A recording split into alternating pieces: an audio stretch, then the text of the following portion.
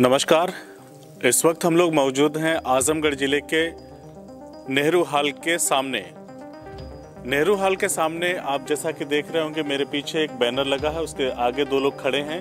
ये अनिश्चितकालीन हड़ताल है, क्रमिक अनशन है और इसका यूं कहें तो 13वां दिन है। इस पे लिखा हुआ 12वां दिन, लेकिन अब ये 13वां दिन शुरू हो चुका है, क्योंकि जहां पे इस वक्त हम लोग खड़े हैं, इस वक्त बता दूं आपको, ये रात के तकरीबन 1:30 से 2 बजे का वक्त है। इस समय जब पूरा आजमगढ़, पूरा पूर्वांचल सो रहा है, तो यहाँ पर कुछ लोग जाग रहे हैं। उनके जागने की भी एक खास वजह है, वजह बहुत ही खास है।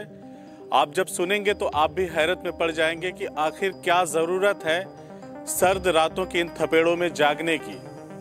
आखिर ये किसी से क्या मांग रहे हैं, क्या ज़रूरत है कि ये जाग रहे हैं और पूरा आजमगढ़ सो रहा है। आखिर किसके लिए जाग रहे हैं। सरकार जब अपने घोषणा पत्र जारी करती है, चुनाव से पहले पार्टियां जब अपने घोषणा पत्र को जारी करती हैं, तो जो मौजूदा सरकार होती है या जो नई आने वाली सरकार होती है, सब लोगों के घोषणा पत्रों में एक चीज़ बहुत ही खास होती है, शिक्षा के ऊपर काम करेंगे। और मुझे नहीं लगता, जब आप ये खबर देखेंगे, आप वीडियो देखेंगे, तो आप भी हैरत में पड़ जाएंगे। मुझे नहीं लगता कि ये लोग आखिर चाहते क्या हैं। ये लोग, इन लोगों ने एक सौगंध खाई है, इन लोगों ने एक शपथ, एक बीड़ा उठाया है, एक जिम्मा उठाया है कि जब तक आजमगढ़ जिले में आवासीय विश्वविद्यालय नहीं बन जाएगा तब तक इनका अनशन नहीं खत्म होगा। तो मुझे नहीं समझ में आता कि आखिर इनकी चाह क्या है।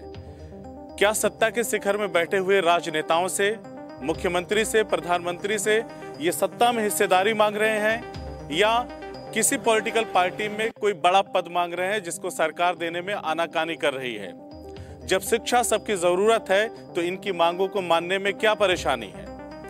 करोड़ों करोड़ रुपया एक जिले के नाम को बदलने में खर्च कर दिए जाते हैं, लेकिन एक जिले में आवासीय विश्वविद्यालय देने में सरकार को, इसी सरकार को नहीं, भारतीय जनता पार्टी की सरकार को नहीं, इससे पूर्ववर्ती सरकारों को लगभग 40 साल लग गए, लेकिन अब तक उस मुहिम को जो इन लोगों ने या इनके पहले वाले लोगों ने छेड़ रखा था, उसको अभी तक सरकार देख नहीं पाई है। सरकार पूरी तरह से, या यूं कहें कि सरकार की आंखों पे पट्टी बंधी हुई है, अभी तक इनके आंदोलन को देख नहीं पा रही है। 40 सालों से इनका आंदोलन चल रहा है विश्वविद्यालय के लिए।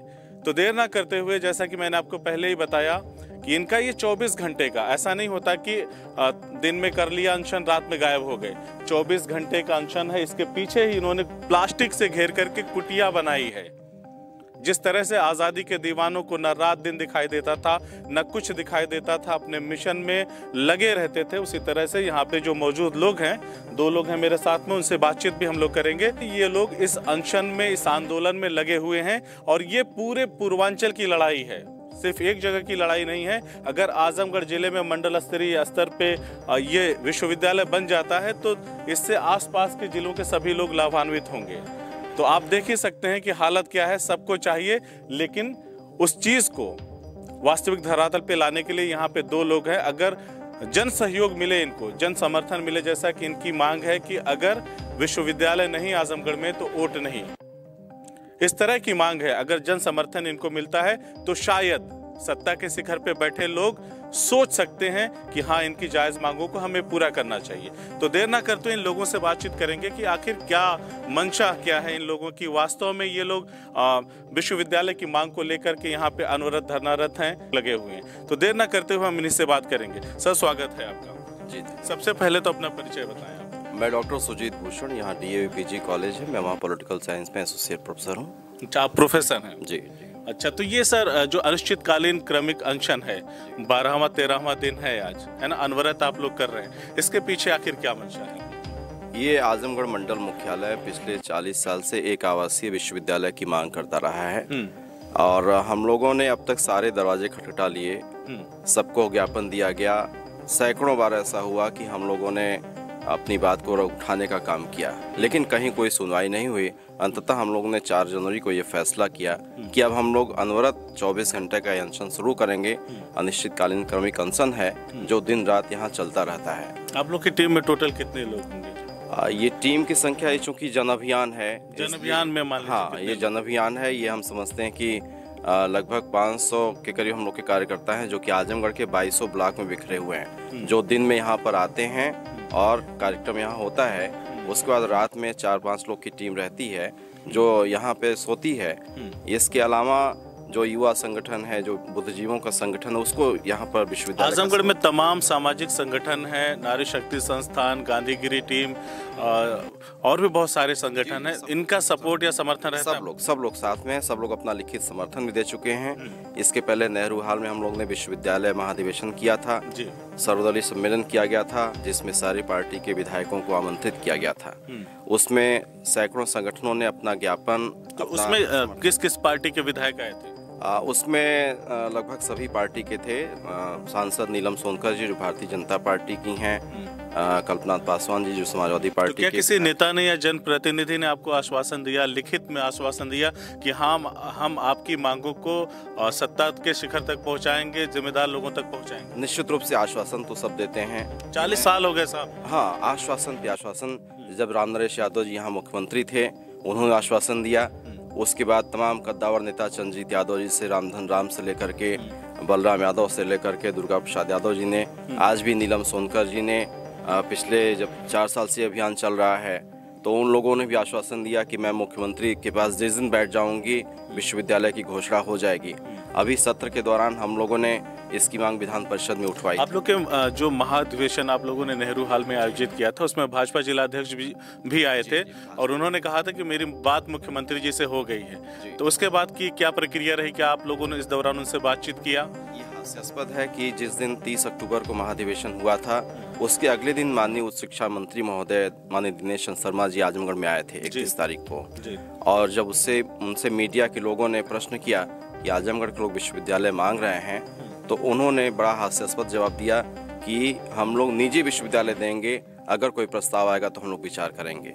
निजी विश्वविद्यालय देंगे। निजी विश्वविद्यालय जहाँ की फीस लगभग 25,000 रुपये होती है। तो क्या इसे माने कि सरकार की मानसिकता ऐसी है कि शिक्षा से लोगों को दूर किया जाए, उच्च स्तर की शिक्षा ना मिल पाए, इसलिए ऐसा हो रहा है? से मैं ऐसा नहीं कह सकता क्योंकि सभी सरकारें अपने एजेंडे में कहती हैं हम शिक्षा की बात तो सभी करती हैं, सभी लोग कहते हैं। लेकिन दुर्भाग्य ये है कि वो बेरोजगारी भत्ता देंगे, वो कन्या विद्याधन देंगे, वो साइकिल लैपटॉप देंगे, लेकिन आखिर एजुकेशन देने में इतनी कोताही क्यों हो रही है? ये आजमगढ़ का दुर्भाग्य रहा है कि आजमगढ़ एक मंडल मुख्यालय रहा है। यहाँ की आबादी लगभग 60 लाख रही है। यहाँ 20-20 सांसद विधायकों को चुन करके हम लोग भेजते हैं, लेकिन शिक्षा जैसे मौलिक मुद्दे पर आजमगढ़ एकमात्र ऐसा मंडल मुख्यालय है प्रदेश का जहाँ पर विश्वविद्यालय नहीं है।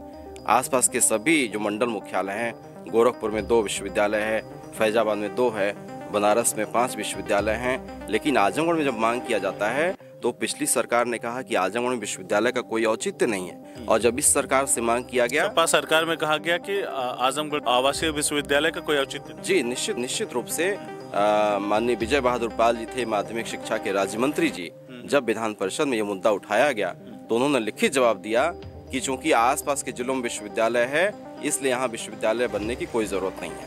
और जब इस सरकार में मांग रखी गई तो माननीय उच्च शिक्षा मंत्री जी आए और उन्होंने कहा कि हम देंगे तो प्राइवेट देंगे, नहीं तो हम नहीं देंगे। क्या लगता है आपको कि आप लोग का ये जो आंदोलन है ये अनवरत ऐसे चलेगा? अगर मांगे नहीं मानी गई विश्वविद्यालय की तो क्या होगा? तो हम लोग सर मत का बहिष्कार करेंगे। मत का बहिष्कार करेंगे? हाँ, हम लोग तो ये तय कर लिए हैं सर कि अगर सरकार विश्वविद्यालय की घोषणा नहीं करेगी, विश्वविद्यालय नहीं देगी, तो हम लोग भी अपना फैसला तय कर लिए हैं कि हम लोग वोट नहीं देंगे। वोट नहीं देंगे मतलब किसी भी पार्टी को नहीं देंगे? किसी भी पार्टी को किसी भी पार्टी को वोट नहीं देंगे जी। अच्छा, इसमें आप मुझे बताएं प्रोफेसर साहब कि इसमें क्या स्कूल में या कॉलेजेस में पढ़ने वाले बच्चों का भी सपोर्ट सहयोग है? बिल्कुल है, सभी सहयोग है। छात्र संघ के लोग आते हैं, तमाम ऐसे बच्चे जो आते हैं जो कि गरीब हैं, बाहर नहीं जा सकते हैं, ये लड़ाई उनकी है जी, सब उनकी लड़ाई है। निश्चित रूप से आजमगढ़ में प्रतिवर्ष ऐसे हजारों बच्चे हैं, प्रतिभावान बच्चे जो बाहर नहीं जा सकते, वो पढ़ नहीं पाते। यहाँ कोई ऐसे संस्थान नहीं है कि उनके सपनों को जो साकार कर पाए। ऐसी तमाम प्रतिभाएं दम तोड़ देती हैं और तमाम ऐसी प्रतिभाएं जो आजमगढ़ से बाहर जाती हैं वो सिर्फ आजमगढ़ के नाम पर उन्हें तरह तरह से शोषण और तरह तरह से असुविधाएं होती हैं कि आजमगढ़ के हैं तो उनको कमरा नहीं मिलेगा, आजमगढ़ के हैं तो उनके साथ एक ऐसा व्यवहार किया जाता है जैसे कि बहुत गलत जगह से वो आए हैं। तो जो हम लोग खुद लखनऊ विश्वविद्यालय में पढ़े हैं तमाम बच्चे जो बाहर रह के पढ़ के आते हैं वो बहुत कटु अपना अनुभव सुनाते हैं, अनुभव बताते हैं बहुत वहाँ आजमगढ़ के बारे में, बहुत कटु अनुभव होता है।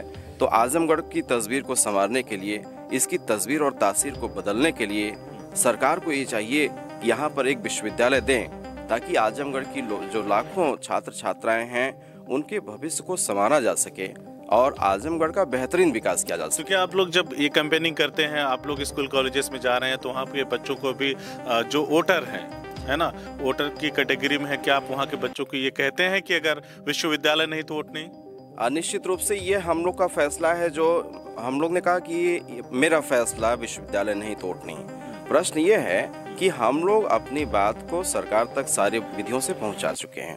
अब हम लोग के पास कोई और तरीका नहीं है कि हम सरकार का ध्यान आकृष्ट कर सकें। इसलिए सरकार वोट के समय, जब चुनाव आ रहा है, तो वो वोट के इंतजाम में लग जाती है। हम लोग अपने मांग को सरकार तक पहुंचाने के लिए, सरकार का ध्यान आकर्षण करने के लिए ये एक नारा दिए हैं कि अगर विश्वविद्यालय नहीं मिलेगा तो हम लोग अपना वोट नहीं देंगे। लोगों से कहते हैं कि हम और क्या करें। अगर लोग इस पर सहमत होते हैं तो लोग तैयार रहेंगे। एक सवाल लूंगा आपसे कि रात के तकरीबन 2 बजे हैं, ये ठंड का मौसम है, ठंडी ठंडी हवाएं चल रही हैं जो पूरे शरीर को झिझोड़ दे रही हैं, है ना। इस दौरान क्या कोई आजमगढ़ या आसपास का जनप्रतिनिधि आया आप लोगों से मिलने के लिए कि आपकी जो समस्याएं हैं उस पर बात की जाएगी? नहीं, पिछले 12 दिन से आजमगढ़ में लगभग 20 सांसद विधायक चुन करके जाते हैं। 10 MLA हैं, 2 MP लोकसभा हैं, इसके अलावा 6 MLC हैं और 2 राज्यसभा में हैं, लेकिन किसी की तरफ से कोई आश्वासन या स्वयं आकर के उन्होंने कभी मिलने की जहमत नहीं उठाई है। कोई मिलने की किसी ने जहमत नहीं किसी ने जहमत नहीं उठाई। ये साबित होता है कहीं ना कहीं कि आपके मुद्दों से, आपकी मांगों से उनका कोई सरोकार नहीं। निश्चित रूप से आप जैसा कि देख रहे हैं, रामनरेश यादव जी से लेकर के अब तक का सफर 40 साल, ये 1978 से लेकर 18-19 तक हो गया है। लेकिन अगर कोई जनप्रतिनिधि इसको अपना मुद्दा समझता, इसको विकास का मुद्दा समझ के अगर सरकार तक पैरवी करता, कैबिनेट में उठाता, ये विधानसभा में उठाता, जो कि राज्य सरकार का मामला है, तो ऐसा नहीं था कि आजमगढ़ को इतना उपेक्षित किया जाता। सवाल यह है कि हमें सरकारों से शिकायत नहीं है। सरकारें तो देने के लिए बैठी हैं, वो अपना वोट बैंक के इंतजाम में। अगर हमारे जनप्रतिनिधियों ने अगर पैरवी की होती एक जिद और जुनून के साथ, जैसा कि बगल में मऊ में कल्पनाथ राय साहब थे, बगल में इधर वीर बहादुर सिंह थे, हमारे यहाँ चंजीत यादव कद्दावर नेता हुआ करते थे, रामनरेश यादव जी मुख्यमंत्री थे, सपा सरकार में, बसपा सरकार में यहाँ के 8-8 मंत्री हुआ करते थे। भाजपा में भी ऐसा नहीं है कि सरकार बिल्कुल उपेक्षित कर रही। लेकिन अगर जनप्रतिनिधियों ने, जैसा कि एक सांसद है नीलम सोनकर जी, एक विधायक है माननीय अरुण कुमार यादव जी, तो सरकार तक बात हमारी पहुंच नहीं पा रही उनके माध्यम से। समस्या ये हो रही है, सरकार तक बात नहीं पहुंच पा रही है। 1978 से शुरू होकर रामनरेश यादव जी जब उत्तर प्रदेश के मुख्यमंत्री थे, तब से ये मांग अनवरत जारी है। 40 साल बीत जाने के बाद भी 2018 खत्म हो गया, 19 चालू हो गया और आज 16 तारीख है। हम लोग इस वक्त सुबह या रात के कह लें कि 2 बजे, है ना, 2 बजे रात में यहाँ पे हम लोग मौजूद हैं। हमारे साथ प्रोफेसर साहब मौजूद हैं, उनके साथ उनके एक सहयोगी मौजूद हैं।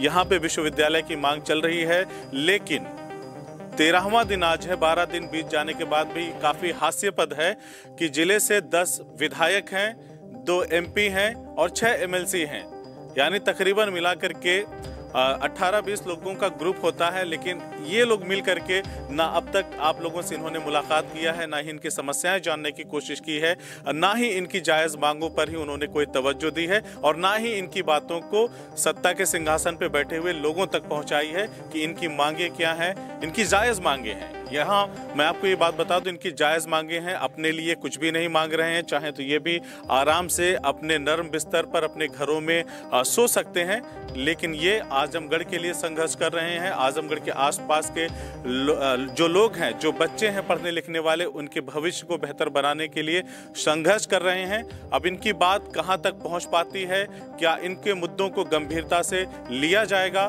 क्या वाकई में कुछ ऐसा फैसला होगा कि चुनाव से पहले ऐसी कोई घोषणा होगी, कोई पार्टी अपने मैनिफेस्टो में ऐसा घोषणा करेगी कि जब हम जीतेंगे या जब हमारी सरकार बनेगी, या अगर हम विपक्ष में भी रहे तो हम जोर शोर से विश्वविद्यालय का मुद्दा उठाएंगे। तो क्या ये देखने वाली बात होगी कि क्या कोई पार्टी इस तरह के मुद्दों को लेकर के विधानसभा में चर्चा करती है, या जो सरकार है इस पे गंभीरता से विचार करके आजमगढ़ के लिए विश्वविद्यालय देने का फैसला करती है।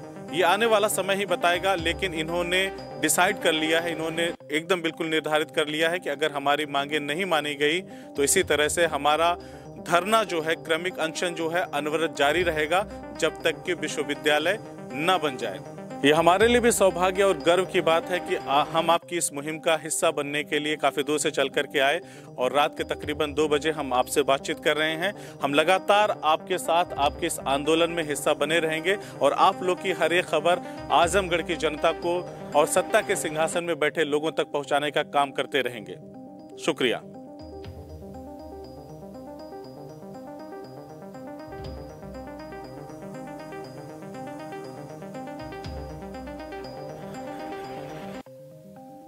अगर आपको हमारी खबर अच्छी लगी तो खबर को लाइक करें, शेयर करें और चैनल को सब्सक्राइब जरूर करें। साथ ही स्क्रीन पर दिख रही घंटी को दबाएं ताकि आप तक हमारी सभी खबरों के नोटिफिकेशन पहुंचते रहें।